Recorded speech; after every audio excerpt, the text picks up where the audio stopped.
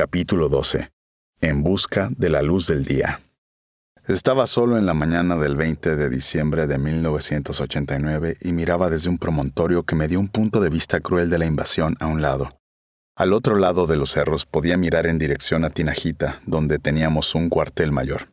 Hubo un bombardeo aéreo, el sonido de los trazadores atravesando el cielo, fuegos de armas pequeñas y explosiones. El cielo brillaba y se estremecía periódicamente.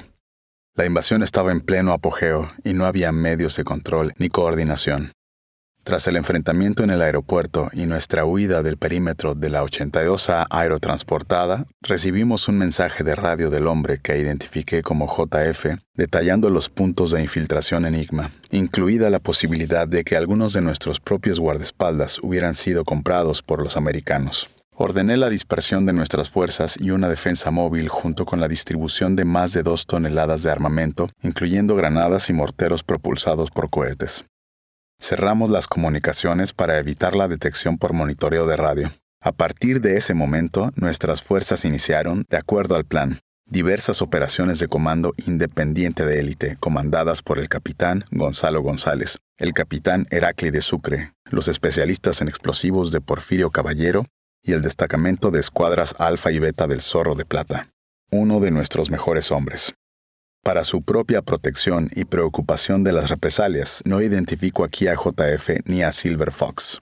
Paramos en la casa de Balbina Perinan. Ella estaba en un viaje oficial a Ecuador. Había varios combatientes armados allí, pero estábamos inmovilizados en la oscuridad total. A lo lejos se podían ver llamas provenientes del rumbo de Chorrillo. Se podía oír el sonido de aviones y helicópteros. Pero todo lo que podíamos hacer era agacharnos y esperar a que amaneciera para ver qué sucedía. Pasé la noche paseando, mirando por las ventanas, escuchando las explosiones. El expresidente Solís Palma llamó desde Venezuela en un momento. Perinan contestó, pero la línea se cortó y el teléfono dejó de funcionar después de eso. San Miguelito ofrecía una vista a través de Tinajita, pero también hacia la ciudad de abajo. De repente vi fuego trazador, el sonido de las armas y luego un helicóptero cayendo al suelo en llamas. La lucha fue particularmente feroz en nuestra vecindad. El Estado Mayor había ido a Tinajita, el último lugar donde debería haberse reunido el comando. El cuartel se necesitaba en un cerro en medio de las humildes casas panameñas. Tomó una paliza. El primer ataque en Tinajita no alcanzó el cuartel y las bombas cayeron entre las casas cercanas matando a civiles. La compañía con sede en Tinajita se conocía como los Tigres. Por un tiempo pudieron mantener a raya a los estadounidenses. A las 5:30 am, los helicópteros artillados habían dejado el cuartel en ruinas. Bush y su cobarde máquina de guerra utilizaron a Panamá para prácticas de tiro, sosteniendo que tenían que destruir nuestra capacidad para luchar contra ellos en los cielos. Por ejemplo, la Fuerza Aérea de Estados Unidos eligió la base aérea de Río Hato para la primera prueba de guerra del bombardero Stealth en el mundo. Éramos un campo de pruebas para la Guerra del Golfo, que vendría después. Sin apoyo antiaéreo de ningún tipo, la impotencia se apoderó de los panameños, tanto del ejército regular como de los mal armados miembros de los batallones de la dignidad que habían comenzado a oponer resistencia desorganizada. Con nuestra estructura de mando recortada, sin esperar nunca un ataque aéreo, Panamá no pudo hacer nada contra la mayor potencia militar del mundo. Difícilmente una sorpresa. Fue una guerra de la noche a la mañana, llena de héroes panameños que enfrentaban adversidades insuperables, llena de vecinos y amigos atendiendo las necesidades de los combatientes y sus heridos, porque eran patriotas que creían tener el deber y el derecho de defender sus hogares, su tierra y sus paisanos. Al amanecer, había muchos muertos. En términos panameños, la invasión fue para nosotros el equivalente a Pearl Harbor, un ataque aéreo fuerte y devastador. El Instituto de Sismología de Panamá reportó 417 explosiones de bombas en las primeras 14 horas de la invasión. Si hubiera sido un asalto terrestre, hubiéramos tenido la capacidad de defendernos mejor. Una cosa es cierta, el número de muertos estadounidenses y panameños tenía que ser más de lo que informaron las Fuerzas Armadas estadounidenses y el gobierno de oposición panameño instalado por ellos. En el lado estadounidense cayó un número no informado de helicópteros. Yo vi 2 en San Miguelito. Hubo informes de 2 o 3 más durante el ataque de la comandancia y en Panamá Viejo. las ruinas de la antigua ciudad colonial de Panamá, que estaba siendo utilizada como escondite, donde un pequeño grupo de mis hombres había estado realizando incursiones nocturnas y manteniendo contacto. Cuando empiezas a sumar estos muertos, junto con las personas muertas en el aeropuerto en nuestra escaramuza, te acercas al número total de estadounidenses muertos durante toda la invasión. 23. Tenía que ser más. Hubo sangre y destrucción del lado panameño. En los alrededores del complejo sede en Chorrillo, el fuego convirtió en cenizas a niños, madres, padres, ancianos, familias enteras mientras dormían. La gente pisoteó a los heridos mientras huían de las llamas. Cientos, quizá miles de muertos, mucho más que las 320 personas que los estadounidenses y sus desvergonzados títeres panameños afirmaron que habían muerto. Nadie ha podido determinar el número de panameños muertos. Los estadounidenses dijeron que los panameños prendieron fuego a su propia gente en Chorrillo. ¡Qué mentiras más cínicas y escandalosas! Los estadounidenses pintaron una imagen de los batallones de la dignidad como gángsters que lucharon contra su propia gente. Eso fue pura propaganda, no mejor que cualquier cosa que los nazis y el Japón imperial usaron contra los estadounidenses en la Segunda Guerra Mundial.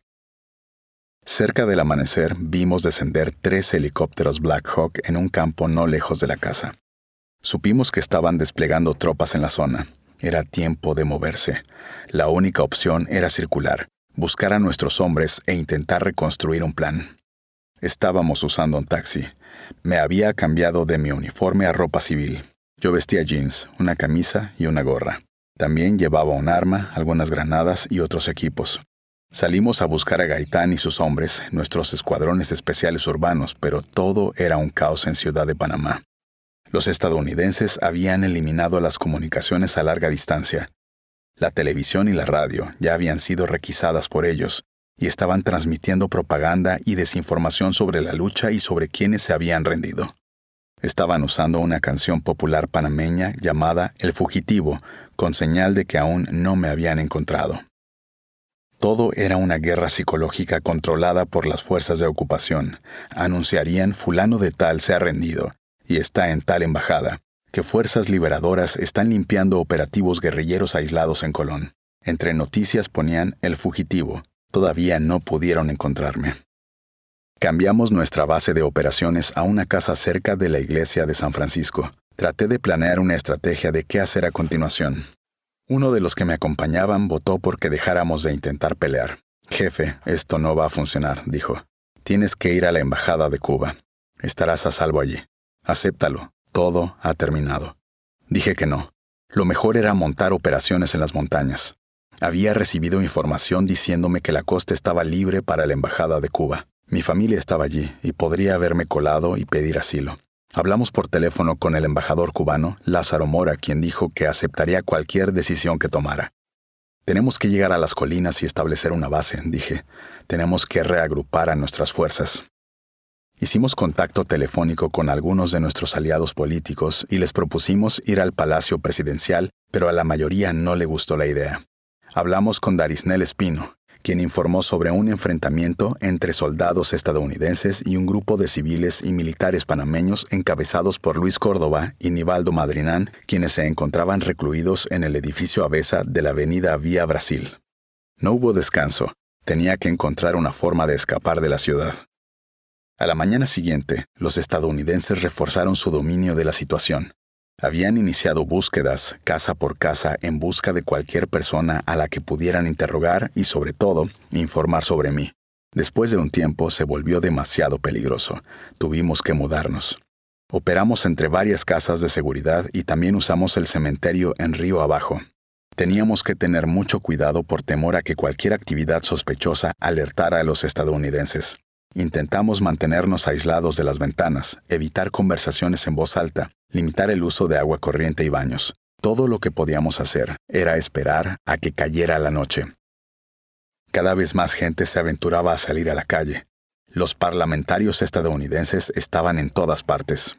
Establecimos un canal de comunicación utilizando 2 mujeres con el nombre en clave Micaela y Garganta. Reenviaron mensajes desde y hacia el esposo de Micaela, quien se quedó al lado del teléfono. Recibimos un informe en la noche del 20 de que 2 tanques estadounidenses y transmisores de radio habían sido destruidos y que hubo varias bajas estadounidenses. Pudimos confirmar el transporte de armamento pesado a lugares clandestinos para su eventual uso contra los invasores. Un mortero operó durante un tiempo desde el patio interior del Instituto Nacional, la escuela secundaria a la que asistí. Mientras el nuevo gobierno instalado por Estados Unidos tomaba juramento en una base estadounidense en la antigua zona del canal, unidades del batallón Machos del Monte lanzaron un ataque que les impidió llegar al edificio de la Asamblea Legislativa. También hubo varias acciones que no se llevaron a cabo, entre ellas un tanque en Colón a las esclusas de Pedro Miguel. Negamos el permiso para llevar a cabo esta misión para evitar la muerte de trabajadores panameños allí. Además, una unidad de comando irrumpió en el Motel Marriott a lo largo del paseo marítimo y tomó como rehenes a periodistas estadounidenses. Afortunadamente, el líder del grupo no le hizo daño. El único periodista asesinado durante el ataque fue un fotógrafo español asesinado por el ejército estadounidense. En un momento llegué a un teléfono y grabé un mensaje que se transmitió un rato en Radio Libertad que todavía nos apoyaba. Era básicamente un grito de guerra, llamado a los panameños leales a oponerse a la invasión de cualquier manera posible. Mario Rognoni, el antiguo miembro del PRD y fuerte partidario, estaba en la estación de radio junto con Rubén Murgas. Murgas y Rognoni dijeron que el presidente Francisco Rodríguez también había grabado un mensaje al aire. Ahora, sugirió Rognoni, deberíamos intentar una transmisión en vivo. Estuve de acuerdo y comenzamos a hablar. En cuestión de minutos escuché un pop en la línea telefónica y una tremenda explosión en la distancia. Los estadounidenses, siguiendo la transmisión, habían bombardeado la estación de radio. Me quedé sentado en el teléfono. Rognoni, me enteré más tarde, resultó ileso en el ataque. La noticia era sombría y desmoralizadora. Fue abrumador. Hubo cada vez menos informes de combates y la mayor parte de la resistencia restante involucró escaramuzas o ataques de francotiradores. Estaba tratando de llegar a Chiriquí. La acción guerrillera era la única alternativa en este punto. Sin embargo, quería ser pragmático. Estaba buscando probabilidades a mi favor. Aunque teníamos un buen equipo de municiones, los encargados de distribuirlas no lo habían hecho ni a los soldados en casa, ni a los reservistas, ni a los miembros de los batallones de la dignidad. Ninguno de nuestros seguidores potenciales estaba armado, aunque muchos venían buscando armas. En Ciudad de Panamá, en Chiriquí, esparcidos por todo el país, se encontraban importantes arsenales de armas. Los escondites permanecieron escondidos, sin usar y sin ser detectados. Chiriquí, Río Hato y Batallón 2000, por ejemplo, nuestras armas, nuestras mejores unidades de combate, tenían un escondite de 60,000 fusiles, 80 toneladas de municiones, lanzacohetes y morteros. Los invasores nunca descubrieron los arsenales de armas ni nuestros almacenes de municiones. El jefe del Comando Sur de Estados Unidos, el general Maxwell Thurman, Mad Max, como lo conocían sus tropas, se quedó sin palabras cuando nuestros hombres finalmente se rindieron e identificaron los arsenales de armas. Bueno, todo esto debe haber sido contrabando destinado a la venta en el mercado internacional, dijo. Pero estaba equivocado. Era nuestro propio material, nuestro propio uso. Nunca tuvo idea. Thurman murió en 1995. Si se hubiera podido organizar una retaguardia en Chiriquí y Veraguas con mandos en las demás provincias, nos habríamos reagrupado.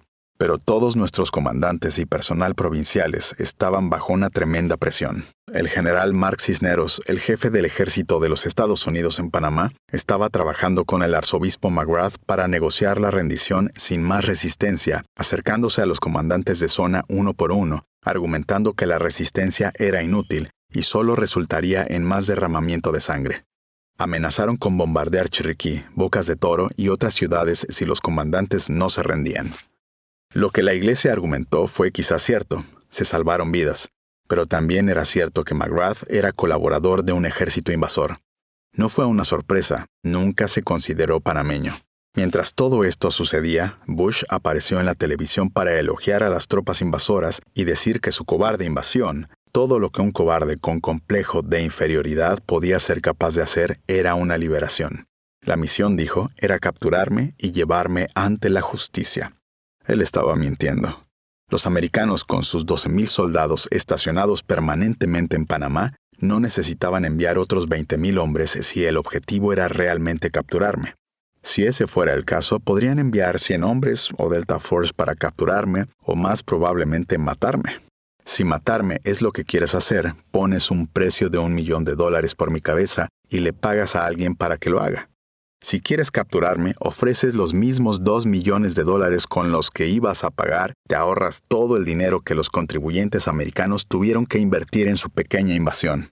La razón por la que los estadounidenses no hicieron eso fue orwelliana. Los estadounidenses tienen una ley que prohíbe el asesinato de líderes extranjeros. Evidentemente, por supuesto, no tienen ninguna ley que prohíba invadir un país soberano y matar a cientos de hombres, mujeres y bebés. No, la invasión no pretendía capturarme. En cualquier caso, me querían muerto como si hubiera muerto el primer ministro Maurice Bishop de Granada. La invasión tenía la intención de destruir las fuerzas de defensa de Panamá y garantizar que el Canal de Panamá estaría en manos amistosas y amantes de los anglosajones de un gobierno títere panameño para cuando Estados Unidos lo entregara el 31 de diciembre de 1999. El sábado 23 de diciembre, las comunicaciones estaban aisladas y pudimos ver que estábamos cada vez más cercados. Sabíamos que los estadounidenses estaban realizando búsquedas casa por casa en su intento de localizarme. Atacaron una casa en San Miguelito, destruyeron la Casa Memorial Torrijos en la calle 50 y varias más con base en información sobre dónde me había refugiado.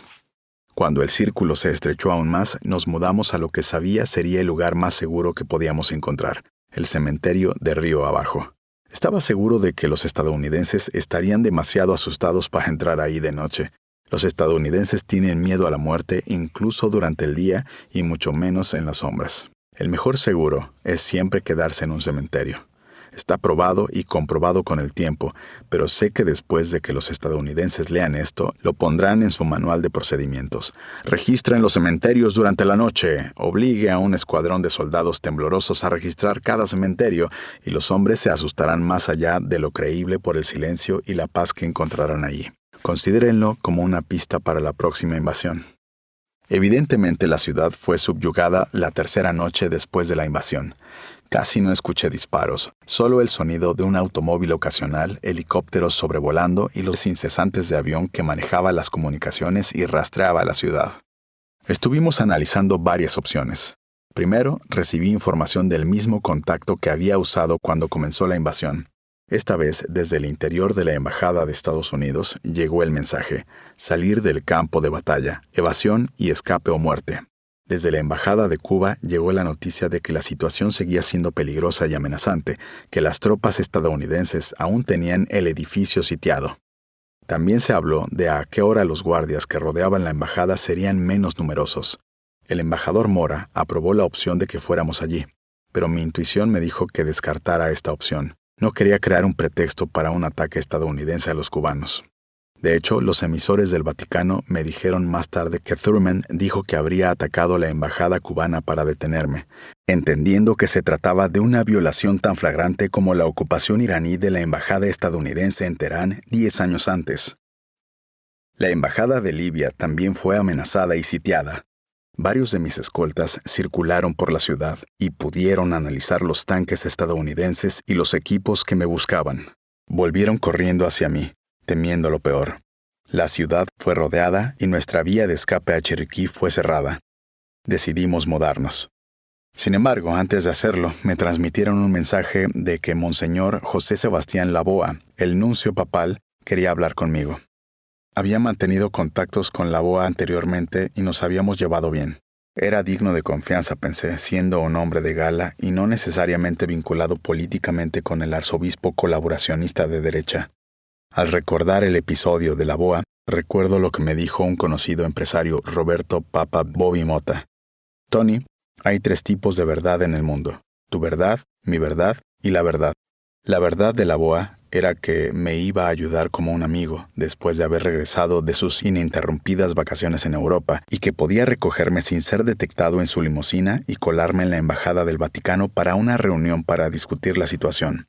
En ese momento la ciudad estaba tan apretada que viajar con o sin mi disfraz era imposible. Debía enviar un auto al estacionamiento de la tienda libre de impuestos en Río Abajo. Habíamos tomado un punto de vista en nuestro automóvil que nos dio una vista del estacionamiento sin tener que salir a la intemperie.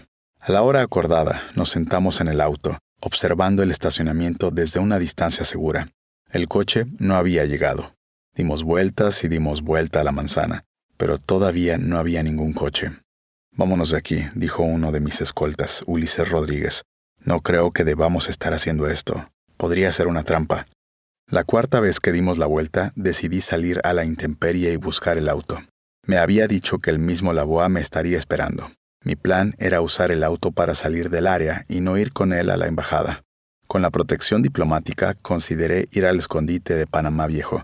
También supe que el teniente coronel Córdoba y el teniente coronel Madrinán operaban libremente con su pequeña escuadra.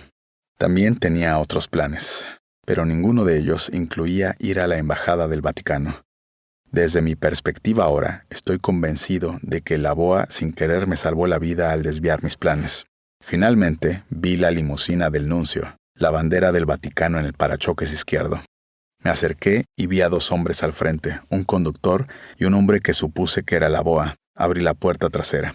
Miré más de cerca al hombre con túnica de obispo y descubrí que no era Laboa, sino el padre Javier Villanueva, un español que era el ayudante de McGrath y abierto oponente mío. En la limusina también iba la secretaria de Laboa. Mi corazón se hundió y podría haber salido corriendo por la puerta si Villanueva no me hubiera dado una explicación y si no hubiera visto que el hombre con túnicas sacerdotales que conducía el auto era en realidad un teniente de mi contingente de seguridad. Me sentí algo aliviado y sonreí. «Monseñor Laboa me mandó a buscarte», dijo Villanueva, tratando de disipar mis temores. «Te está esperando en la Anunciatura». Me sentí un poco más relajado, pero todavía no confiaba en Villanueva. Sabía que él había sido uno de los que había utilizado el púlpito, en su caso, la Iglesia de Cristo Rey, como foro político, arengando contra los militares y el gobierno y llamando abiertamente a la protesta. Todavía llevaba mi arma, algunas granadas y un AK-47, y los traje en el auto conmigo. Ulises Rodríguez también empezó a subir al auto, pero el hombre disfrazado de delante lo detuvo. «Usted no puede entrar, solo el general», dijo una voz áspera y ronca. «Cuidado», dijo el escolta y nos siguió. Justo después de subir al auto, vimos pasar un convoy fuertemente armado cargado con pistolas, rifles y visores telescópicos y de visión nocturna. Se dirigieron directamente a la calle sin salida de la que acabábamos de salir minutos antes. Los estadounidenses allanaron el chalet donde nos habíamos alojado, pero encontraron pocos rastros de mi presencia, una boina roja con la palabra «comando» escrita y un par de botas negras de paracaidistas que había usado. «Negativo, fugitivo de la misión», informó el soldado estadounidense al cuartel general de la invasión. La operación especial de emboscada había fracasado una vez más. En la confusión dimos vueltas sin un destino obvio. «¿Me vas a llevar a donde quiero?», le pregunté a Villanueva. «Reunámonos primero con el monseñor. Acaba de regresar a la ciudad para reunirse contigo».